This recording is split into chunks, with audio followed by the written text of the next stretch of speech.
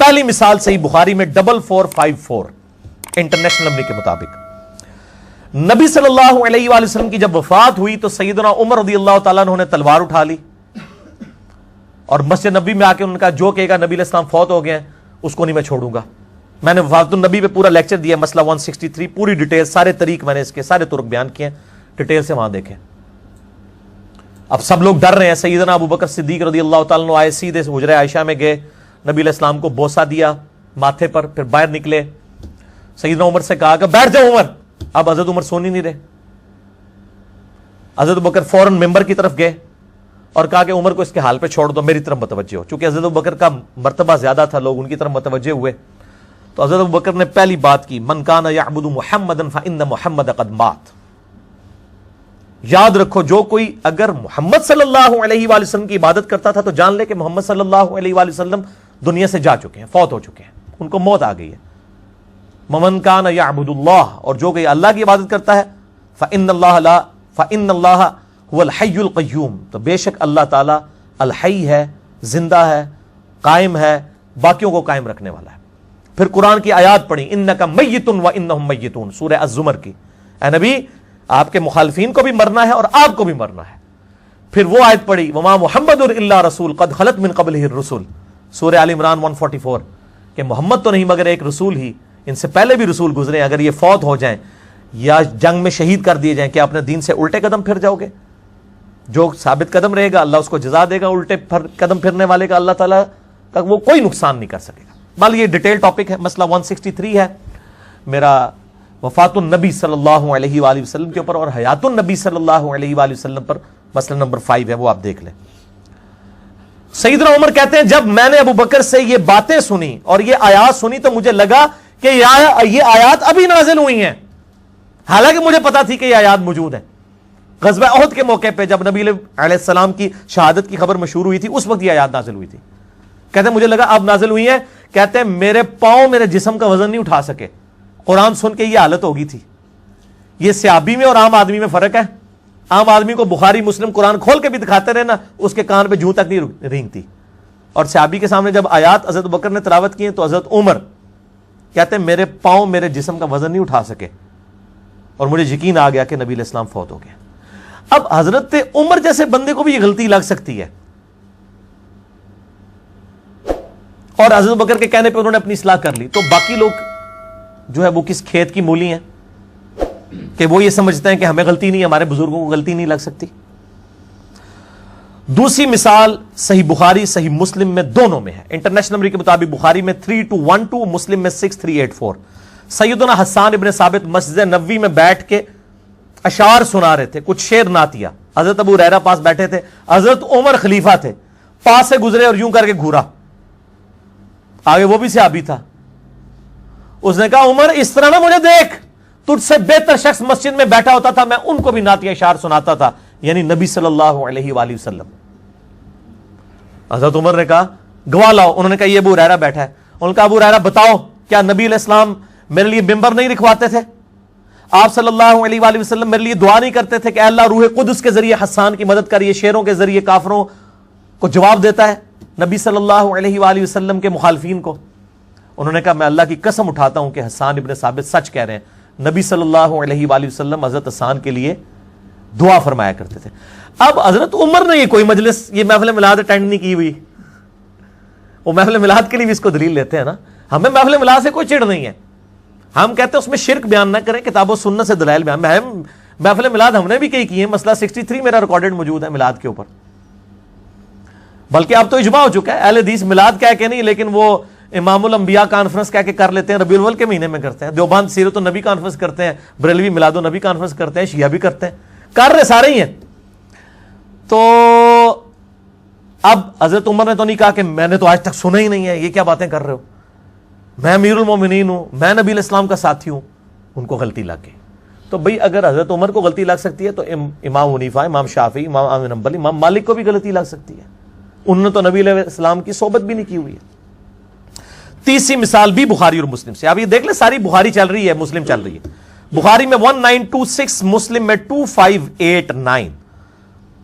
سیدنا ابو ہریرہ رضی اللہ تعالیٰ عنہ نبی علیہ السلام کی وفات کے بعد 30 سال تک 30 ایئرز تک یہ فتویٰ دیتے تھے کہ جس شخص پہ غسل فرض ہو وہ روزہ نہیں رکھ سکتا جب تک غسل نہ اتار لے. جب مروان بن حکم جو ہے وہ حضرت معاویہ رضی اللہ تعالیٰ عنہ کے دور میں مکے اور مدینے کا گورنر بنا تو اس کو یہ مسئلہ کھٹکا. اس نے کہا یہ حضرت ابو ہریرہ ایسا مسئلہ کیوں بیان کرتے ہیں, لیکن وہ احترام بھی ان کا کرتا تھا, ڈائریکٹ بات نہیں کر سکتا تھا. سیدہ عائشہ کی طرف بندہ بھیجا. سیدہ عائشہ نے کہا کہ ایسا تو کوئی مسئلہ نہیں ہے, نبی علیہ السلام تو اپنی بیویوں کے ساتھ ازدواجی تعلق قائم کرتے تھے اور فجر کا وقت داخل ہونے کے بعد غسل اتارتے تھے اور روزہ بھی رکھ لیتے تھے. حالانکہ آپ صلی اللہ علیہ وسلم کو یہ پتا ہوتا تھا کہ مجھ پہ غسل فرض ہے. چلے احتلام والا معاملہ ہو, عام آدمی کے اعتبار سے بات کر رہا ہوں, وہ تو اس بیچارے کو نہیں پتا چلا, اچانک آنکھ کھلی. نبی علیہ السلام کو تو پتا ہوتا تھا. آپ نے امت کے لیے آسانی رکھی ہے, اللہ نے شریعت میں آسانی دی ہے. وہ آئے حضرت ابو ہریرہ کے پاس. حضرت ابو ہریرہ رضی اللہ تعالیٰ وہی فتویٰ دے رہے ہیں, اپنا اجتہاد اور قیاس کر رہے تھے. ان کے پاس کوئی دلیل نہیں تھی کتاب و سنت سے. صحابی کا بھی اجتہاد اور قیاس غلط ہو سکتا ہے. اب وہ سیدنا ابو ہریرہ سے انہوں نے بات کی, یہ نہیں کہا کہ آپ غلط کہتے ہیں, انہوں نے کہا چلیں حضرت عائشہ کے پاس. سیدہ عائشہ کے پاس لے گئے, وہاں پہ وہی سوال کیا پردے میں. تو سیدہ عائشہ نے کہا کہ نبی علیہ السلام تو ایسے کرتے تھے. پھر حضرت ابو ہریرہ نے کہا کہ میں اپنے اس معاملے میں رجوع لاتا ہوں, مجھے غلطی لگی. حضرت ابو ہریرہ سب سے زیادہ حدیثوں کے راوی ہیں, ان کو بھی غلطی لگ سکتی ہے. تو امام حنیفہ کو غلطی نہیں لگ سکتی, امام شافعی, امام بن حنبل, امام مالک کو. امام ابو ہریرہ جو امت کا حدیث میں امام ہے, اس کو اگر غلطی لگ سکتی ہے تو ان کو غلطی نہیں لگ سکتی. تو یہ بڑی یعنی توہین کرتے ہیں. یہ قیاس اور اجتہاد کیا حضرت ابو ہریرہ نے, ان کا بھی غلط نکلا. ابو داؤد ترمذی کے اندر حدیث موجود ہے, ابن ماجہ میں بھی, 3 کتابوں میں. اس میں شریک القادی مدلس ہیں, لیکن سما کی تصریح سنن الکبریٰ البیہقی میں ہے. ایک صحابی نے حضور کو سجدہ کیا, کہا میں کوفے کے پاس ایک ہیرا شہر ہے وہاں گیا, سردار اپنے سردار کو لوگ سجدہ کرتے تھے, آپ تو اللہ کے پیغمبر ہیں, میں آپ کو اس لیے سجدہ کیا.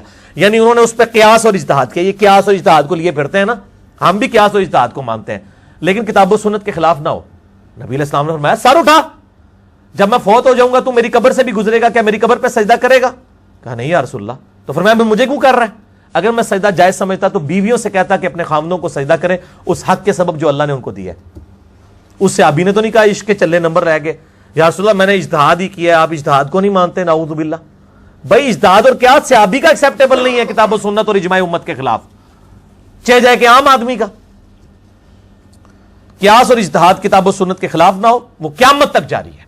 بلکہ مقلد تو ہوتا ہی وہ ہے جو اجتہاد کا منکر ہو, ہم اجتہاد کو ماننے والے ہیں. مقلد تو کہتا نہیں امام نے جو کچھ کر لی, جبکہ آج کے تو 90% مسائل آج کے دور کے مسائل ہیں. ویڈیو کیمرے کا مسئلہ, انتقال خون کا مسئلہ, ریل گاڑی میں نماز کا مسئلہ, یہ امام حنیفہ, امام شافعی, امام احمد بن حنبل, امام مالک نے کہاں لکھا ہوا ہے؟ قیامت تک اجتہاد جاری ہے. یہ تو اسلام کی خوبصورتی ہے. اور یہ کہتے ہیں حدیث میں یہ مسئلہ کہاں لکھا ہے؟ بھائی حدیثوں میں اس لیے یہ مسائل نہیں ہے, اس میں رولز بتا دیے کہ قیامت تک کے لیے اجتہاد ہوتا رہے گا. اجتہاد اس امت کی اللہ نے سمجھ لیں ماتھے کا جھومر رکھا ہے کہ کسی ایک بندے پہ فکس نہیں رکھنا اس کو. کتاب اللہ, سنت, اجماع یہ ایبسولوٹ ہے, اجتہاد ریلیٹیو ہے.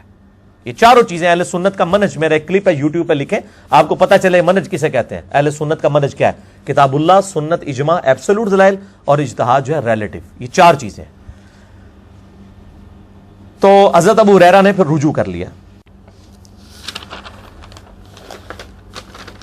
تو یہ میرے بھائیوں کلیئر کٹ ہو گیا کہ جلیل القدر صحابہ سے اگر کوئی علمی باتیں پوشیدہ رہ سکتی ہیں تو ائمہ اکرام کو اب آپ کس کھاتے میں مانیں گے جو نہ تابعین ہے بلکہ تبع تابعین اور تبع تابعین میں آتے ہیں؟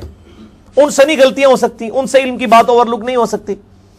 تو اب چونکہ ائمہ اربع جو ہیں وہ 4 امام ویسے بولے جاتے ہیں, ویسے تو امام تو بے شمار ہیں, 6 تو یہ بڑے امام ہیں. تو ویسے عموماً جو مشہور ہیں ائمہ اربع فقہ کے, امام حنیفہ رحمہ اللہ تعالی المتوفی 150 ہجری, امام مالک بن انس المتوفی 179 ہجری, امام محمد ابن ادریس شافعی المتوفی 204 ہجری, اور امام احمد بن حنبل المتوفی 241 ہجری رضی اللہ عنہم اجمعین وعلیہم السلام اجمعین ورحمہم اللہ اجمعین. ان چاروں کی نسبت سے ویسے ایک پنجویں بھی ہیں امام جعفر جو یہ نصاریہ دے استاد ہے, ان کو بھی مانے نا, وہ بھی اہل سنت کے ہیں نا, ٹھیک ہے نا جی. امام جعفر بن محمد باقر بن علی بن حسین بن علی جو اہل بیت میں سے. تو ان چاروں اماموں کی نسبت سے چونکہ ہمارے سب کانٹیننٹ میں یہاں پہ زیادہ حنفی ہیں، لہذا جو حنفی پبلک ہے اور ان کی علماء کی بھی اکثریت کو یہ چیزیں تو نہیں پتہ ہوتی ہیں، وہ تو سلیکٹیو کورس پڑھتے ہیں. اس لیے میں چاہ رہا ہوں کہ میں ان کے سامنے اپنا مقدمہ رکھ دوں تاکہ ان کو پتہ چل جائے. اگر ان کے بزرگوں نے ان کو اس حوالے سے نابلد رکھا تو اب کم از کم وہ اپنی اصلاح کر لیں، اور اندھی تقلید اور اندھے بن کے کسی کے پیچھے چلنا اس کا قلع کما ہو. اس حوالے سے میں ائمہ اربعہ یعنی 4 بڑے اماموں کی نسبت سے 4 مثالیں HD کیمرے میں دکھانے لگا ہوں اوریجنل کتابوں سے. اور بریلوی مکتبہ فکر کا ترجمہ میں دکھاؤں گا، کیونکہ باقی لوگوں کو تو وہ گستاخ سمجھتے ہیں، تو بھی بریلویوں کا ترجمہ جی وہ کہتے ہیں جی ہمارے بزرگ بڑا ادب والا ترجمہ کرتے ہیں. میں وہ ادب والا ترجمہ پریکٹیکلی 4 مثالیں دکھاؤں گا. اس کے بعد ہم عوام کی عدالت میں یہ فیصلہ رکھیں گے، لوگوں کو پتہ چل جائے گا انشاءاللہ تعالی. اور یہ وہ چیزیں جو آج تک میں نے آن ایئر نہیں کی تھی، فرسٹ ٹائم میں آن ایئر کرنے لگا ہوں. یہ 4 مثالیں. پہلی مثال جامعہ ترمذی سے ہے، انٹرنیشنل نمبر کے مطابق 906 نمبر ہے. مکتبۃ الشاملہ میں بھی 906 میں ملے گا. یہ انٹرنیشنل نمبر ہے. اسلام 360 میں بھی آپ کو یہ 906 نمبر مل جائے گا. لیکن میں بریلوی ترجمہ دکھانے لگا ہوں، اس کا نمبر ڈیفرنٹ ہوگا، ضیاء القرآن پبلیکیشن کا. اٹینشن ہو جو جی فرحان صاحب. یہ دکھائیں جی سب سے پہلے ان کو، جامعہ ترمذی ضیاء القرآن پبلیکیشن، بریلویوں کا چند بڑے اداروں میں سے، جس کے اربوں کے شیئرز ہیں پورے پاکستان میں. شبیر بردرز کے بعد سب سے بڑا ادارہ ہے ضیاء القرآن پبلیکیشن. انہوں نے یہ ترجمہ چھاپا ہے جامعہ ترمذی کا، جس میں انٹرنیشنل نمبر کے مطابق 906 نمبر یہ حدیث ہے، اور اس میں اس کا نمبر جو ہے 830 ہے، اور باب کا نام ہے اونٹ کو اشعار کرنے کے بیان میں. اشعار کیا ہے میں آپ کو سمجھا دیتا ہوں. یہ ان کو یہ والا پیج ہی دکھائیں صرف جی، کلوز کر کے. میں بھی تھوڑا آگے ہو جاتا ہوں تاکہ HD کیمرے میں پڑھا جا سکے. یہ والا پیج جی، یہ پیج دکھانا ہے آپ نے. اونٹ کو اشعار کرنے کے بیان میں. اشعار کیا ٹرم ہے یہ میں آپ کو انشاءاللہ سمجھاتا ہوں، پھر آپ کو بات سمجھ آ جائے گی. بیسیکلی اشعار کہتے ہیں کہ جو ہدی کا جانور ہوتا ہے، یعنی حج اور عمرے کے لیے جو جانور لے کے جایا جاتا ہے نا، تو نبی صلی اللہ علیہ وآلہ وسلم کی سنت تھی کہ اس کے گلے میں ایک تو وہ قلائدہ اس کو کہا جاتا ہے، ایک ہار ڈالتے تھے تاکہ پتہ چل جائے دور سے یہ اللہ کے نام کے جانور ہے. اسی سے تقلید لفظ بھی لکھا ہے. یہ تقلید بھی وہ پٹا ہی ہوتا ہے نا گلے میں. تو نبی صلی اللہ علیہ وسلم اپنے مبارک ہاتھوں سے وہ رسی اس کی نا بٹتے تھے اور ڈالتے تھے. پھر آپ کی عادت تھی کہ ہدی کے جانور کو جو چھری کی نوک ہوتی ہے نا ہلکی سی، وہ ہلکی سی یوں نوک لگا کے نا، ہلکی سی نوک لگا کے وہ جو خون نکلتا تھا نا، اس خون سے اس کی گردن پہ مل دیتے تھے. اس سے ریڈ کلر آ جاتا تھا یہاں پہ. اسے کہتے ہیں اشعار، اور یہ نشانی ہوتی تھی کہ اللہ کی راہ کے جانور ہے. ویسے تو ہمارے انسانوں کے بھی کان اور ناک بھی چھدوائے جاتے ہیں، یہ کوئی مسئلہ کرنا نہیں ہے، ٹھیک ہے. انسانوں کے بھی چھدوائے جاتے ہیں، اور یہ بھی کوئی یہ نہیں کہ گردن کاٹ دیتے تھے ہلکا سا نشان کر کے. وہ جانور کو تو فرق ہی نہیں پڑتا اس طرح کی چیزوں سے.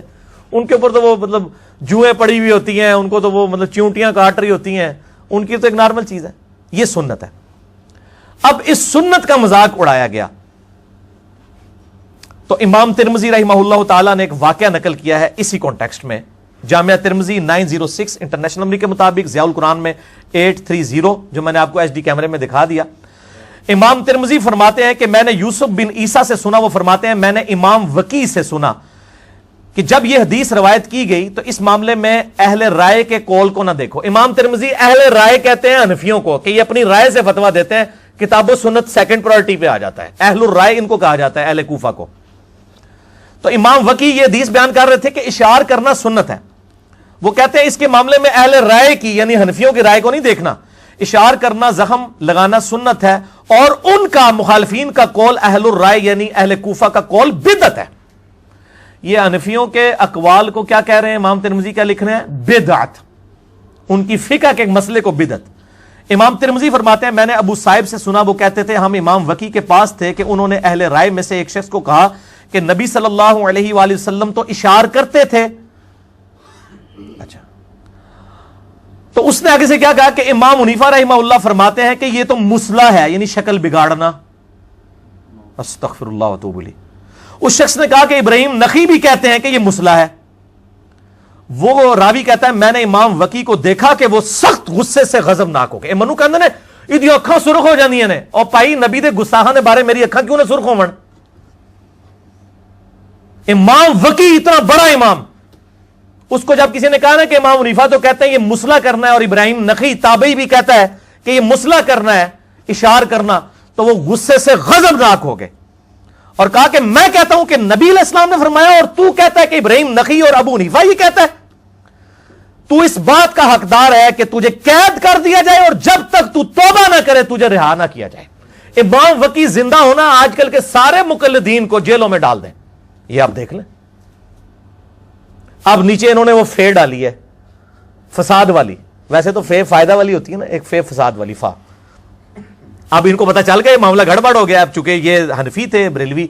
لکھا اشار کہتے ہیں اتنے زخم لگائے جائے کہ کھال کے گوشت میں زخم نہ پہنچے. امام حنیفہ کے نزدیک بھی اشار سنت ہی ہے. آپ نے اپنے اہل زمانہ کے اشار کو مسئلہ کہا کیونکہ وہ زیادہ گوشت میں گہرا زخم لگا دیتے تھے تاکہ وہ اس سے جانور کے ہلاک ہونے کا خطرہ ہو جاتا تھا. ایک گل جیڑی تو پہ لکھنا ہے اللہ دے بندے امام وکی نو نہیں پتا, یعنی جس کو کہتے ہیں نا دفاع کرنے کے لیے نہیں اصل اے نہیں, اس طرح تو آپ ہر باطل چیز کا دفاع کر لیں گے. ٹھیک ہے, یہ پہلی مثال تھی. آیا جی مزہ؟ ہاں اچھا, دوسری مثال سنو. جامعہ ترمذی میں انٹرنیشنل نمبر کے مطابق 559 ہے. اسی جامعہ ترمذی میں بریلویوں کا ترجمہ دکھانے لگا ہوں, اور بریلویوں کے ترجمے میں ہے 512. ٹھیک ہے جی, نماز استسقاء کے بارے میں. یہ دکھائیں جی ان کو, یہ جو میں نے انڈر لائن کیا ہوا ہے جتنا حصہ یہ والی دکھانا ہے, یعنی یہ پورا جس میں ریڈ اور بلو ہے, یہ ذرا دکھائیں جی ان کو. جامعہ ترمذی میں انٹرنیشنل نمبر کے مطابق 559 ہے. بریلویوں کا ترجمہ آپ کے سامنے ہے. اسلام 360 کھول کے خود پڑھ سکتے ہیں, پی ڈی ایف بھی پڑھ سکتے ہیں, آپ کو خود بخود معاملات پتہ چل جائیں گے. نماز استسقاء آپ کو پتہ ہے سنت ہے. بخاری اور مسلم میں درجنوں حدیثیں موجود ہیں کہ جب بارش نہیں ہوتی تھی تو نبی صلی اللہ علیہ وآلہ وسلم نماز استسقاء پڑھتے تھے. اس میں کئی زیادہ تکبیرات ہوتی ہیں, رفع الیدین والے معاملات, باقی سارے وہ ایک علیحدہ سے بحث ہے, وہ میں نہیں اس کو ڈسکس کرتا.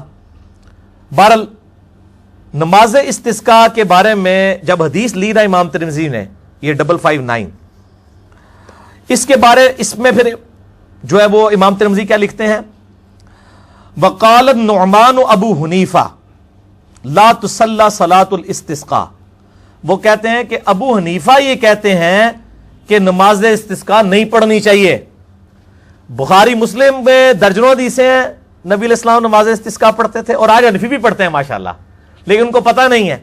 امام ترمذی کہتے ہیں کہ نعمان ابو حنیفہ یہ کہتے تھے کہ صلاۃ الاستسقاء نہیں پڑھی جائے گی, اور نہ اس میں چادر پلٹنے کا حکم دیتا ہوں. نبی علیہ السلام یعنی وہ دعا کرتے تھے, اس کے بعد اپنی جو چادر لی ہوتی تھی اس کو پلٹ لیتے تھے, بلکہ وہ سارے دعا کریں گے اور واپس لوٹ جائیں گے. وہ کہتے ہیں بارش کے لیے صرف دعا کی جائے, نماز نہ پڑھی جائے. امام حنیفہ یہ کہتے ہیں.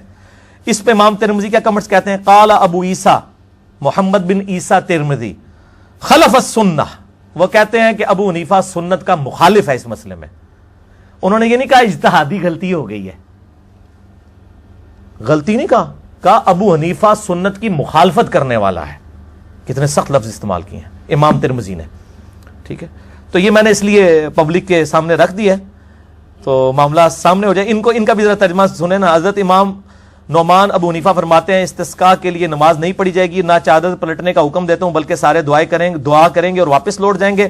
امام ترمذی فرماتے ہیں یہ بات سنت کے مطابق نہیں ہے. اے ترجمہ دیکھو کیسا بدلیا نے. عربی کے الفاظ کیا ہے, قال ابو عیسیٰ خلف السنہ, یہ سنت کی مخالفت کرنے والا ہے. اس الفاظ کی انٹینسٹی اور یہ انٹینسٹی کہ یہ سنت کے مطابق نہیں ہے, کیڈا فرق ہے. تسی جو مرضی کرو, اللہ دے بندو, میں نہیں کہنا باندر ہاتھ بندوق آ گئی ہے. ٹھیک ہے, یہ پبلک کے ہاتھ میں ہر چیز آ گئی ہے, اب کوئی جان نہیں چھڑا سکتا دوسرے سے. تیسری مثال, وہ تو اتنی یعنی حیران کون ہے کہ وہ تو جسے کہتے ہیں نا ہر چیز ہی وہ دریائی کوزے میں بند ہو گیا ہے. یہ دکھائیں جی ان کو, المصنف ابن ابی شیبہ, دنیا میں حدیث اور آثار کا سب سے بڑا مجموعہ, اگرچہ اس میں اکثر روایتیں ضعیف بھی ہیں, لیکن یہ امام حنیفہ رحمہ اللہ کے بارے میں کیا انہوں نے لکھا. المصنف ابن ابی شیبہ بخاری اور مسلم کے استاد ہیں, المتوفى 235 ہجری. انہوں نے ایک پورا چیپٹر بنایا ہے, اس چیپٹر کا نام ذرا ان کو دکھائیں جی ایچ ڈی کیمرے میں, یہ نہ کہ یہ خود سے میں نے بنایا ہے. یہ چیپٹر ہم نے ہماری ویب سائٹ ahlsunnatpak.com پر ریسرچ پیپر نمبر 17 کے نام سے 487 آثار اور روایات ہم نے اپلوڈ کر دی ہیں پی ڈی ایف فارم میں. بہت عرصہ paper number 17 number download کر کے پڑھ سکتے ہیں یہ اردو ترجمے کے ساتھ. یہ امام ابن ابی شیبہ, یہ 11ویں جلد ہے میرے ہاتھ میں.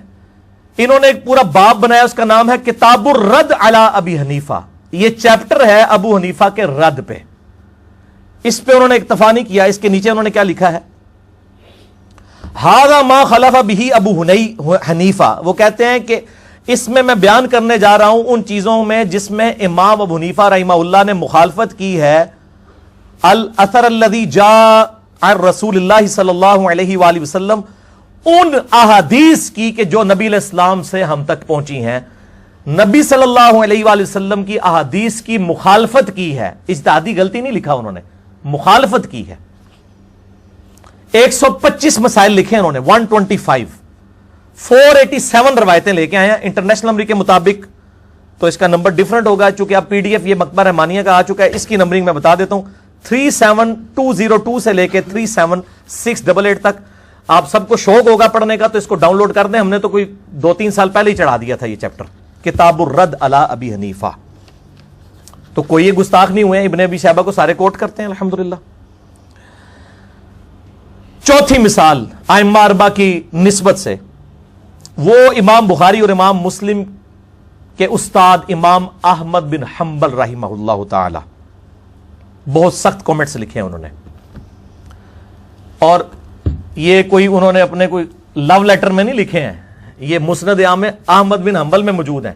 یہ مکتبہ رحمانیہ کی مسند احمد بن حنبل جو ہے وہ آلموسٹ 14 جلدوں میں اردو میں پی ڈی ایف اس کا آ چکا ہے. آپ کے پاس یوٹیوب پہ بھی آپ دیکھیں تو میں نے کئی کلپس کے اندر اس کو دکھایا ہے, گوگل میں آپ کو مل بھی جائے گا. یہ مسند امام احمد بن حنبل میں انٹرنیشنل نمبر کے مطابق ہے جلد 5 صفحہ 357 میں. مکتبۃ الشاملہ کا نمبر ہے 23077, اور یہ جو میرے ہاتھ میں پی ڈی ایف ہے اس میں نمبر ہے 23415, اور اس کی جو ہے وہ جلد 10 ہے. یہ ان کو کیمرے میں ذرا دکھا دیں جی, پھر میں انشاءاللہ اس کو ڈسکس کرتا ہوں. یہ دکھائیں جی کہ امام احمد بن حنبل رحمہ اللہ تعالی نے امام ابو حنیفہ رحمہ اللہ کے بارے میں کس طریقے سے گفتگو کی. یہاں پہ پبلک کو انہوں نے جھوٹ مشہور کیا ہوا ہے. وہ جی امام شافعی جب امام حنیفہ کی قبر پہ جاتے تھے اونچی آمین کہنا چھوڑ دیتے تھے, رفع یدین چھوڑ دیتے تھے. اور جھوٹے ہو, اللہ دے بندے ہو, جھوٹ مار دے ہو, ماما ہوتے اتنا احترام کرتے تھے. تو اس لیے جب آپ مطلب حنفیوں کی مسجد میں ہیں تو رفع یدین نہ کریں. تو ہم یہ کہتے ہیں ٹھیک ہے, جب پھر حنفی حج اور عمرے کے لیے جاتے ہیں مکہ مدینے تو آپ ان کو پڑھایا کریں کہ وہاں جا کے رفع یدین شروع کر دیا کریں, کیونکہ وہ تو کرتے ہیں. ہاں ان دسو کریں گے, یہ اتنا حوصلہ کریں گے؟ یہ اپنے لیے ہے سب کچھ, یہ میٹھی میٹھی باتیں صرف دوسروں کو مشورے دینے کے لیے ہیں. اچھا, تو اب یہ جو میں نے آپ کو دکھایا ایچ ڈی کیمرے میں مسند امام احمد بن حنبل میں, اس میں کیا الفاظ ہیں. حدثنا اسحاق ابن یوسف, وہ کہتے ہیں کہ اسحاق ابن یوسف نے بیان کیا اخبرنا ابو فلانہ, کہ مجھے خبر دی ہے ابو فلانے نے. یہ ہم اردو میں بھی پنجابی میں بھی فلانا استعمال کرتے ہیں نا, ابو فلانا کذا قال ابی لم یسمعہ علی عمد وحدثنا غیرہ فسمہ یعنی ابا حنیفہ عن علقمہ. یہ احمد بن حنبل کا بیٹا کہتا ہے کہ میرے باپ نے جب مجھ سے حدیث بیان کی ہے تو اس نے لفظ ابو فلانا استعمال کیا ہے اور اس فلانے کا نام نہیں لیا, جبکہ مجھے, اور جان بوجھ کے میرے باپ نے نام نہیں لیا, جبکہ مجھے جب دوسری جگہ سے یہ حدیث پتہ چلی تو مجھے پتا چلا کہ یہ ابو فلانا جو ہے نا یہ ابو حنیفہ کو انہوں نے کہا ہے, ابو فلانا. حالانکہ احمد بن حنبل کو امام حنیفہ کا نام بھول گیا تھا یا ان کو نہیں پتا تھا, ان سے زیادہ کون جانتا تھا. یہ کہتے ہیں جی وہ باقی سارے امام تو ان کے شاگرد ہیں, جی شاگردوں کے شاگرد ہیں, لیکن انہوں نے کیا نام لیا, ابو فلانا. اور وہ کہتے ہیں جب مجھے باقی روایتیں پتہ چلی مجھے پتہ چلا اچھا یہ ابو حنیفہ ان علقمہ کا